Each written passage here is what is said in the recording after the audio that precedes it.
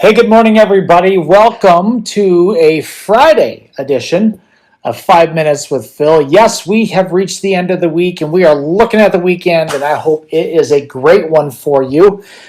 I want to take some time from the book of Psalms, chapter 44, today to share a few verses with you. And I want to challenge you in kind of a real specific way here today. And so, why don't we jump right into it, okay? Psalm chapter 44, starting in verse 1, and we'll go to verse 3. Here's what it says. It says, "We have heard it with our ears, O God. Our ancestors have told us what you did in their days, in days long ago. With your hand you drove out the nations and planted our ancestors. You crushed the peoples and made our ancestors flourish. It was not by their sword that they won the land, nor did their arm bring them victory. It was your right hand, your arm, and the light of your face, for you loved them." This is a good verse for us to maybe cause us to realize the source of the good things that have happened in our life historically. There's lots of times, especially in the Psalms, where we are told to look back and give thanks, to look back and give praise to God for what He's done in the past. And this is one of those. And so the author of this psalm, they're kind of looking back to some of the great things that took place for the people of God over the years, and how God crushed their enemies and how God made them flourish. But there's one important part of this verse, these verses, that's really important.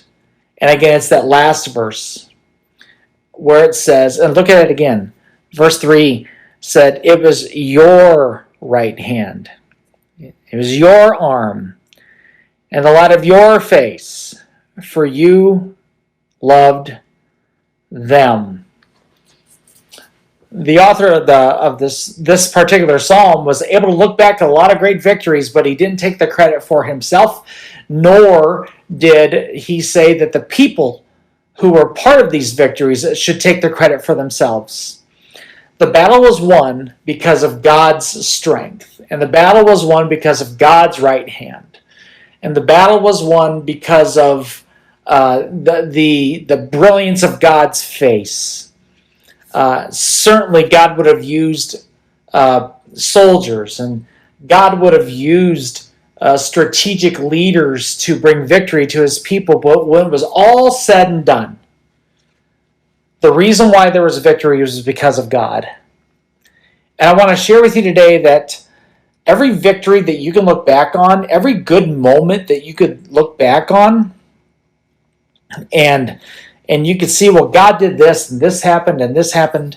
You know what? That was because of God. Certainly, God may have worked through you, or in you, or for you, but that was what I call a God thing. The Lord did that. And I want you to be reminded today be reminded of the good things that have happened in your life, but don't forget the reason. The reason for it is because of the Lord. And then we're reminded at the very end of verse 3, the psalmist says, "For you loved them." God doesn't do these things out of obligation or because He feels like He's forced to or because He has to, but He has brought you these victories. Why? He has brought you these great moments. Why? He's brought you these incredible times. Why?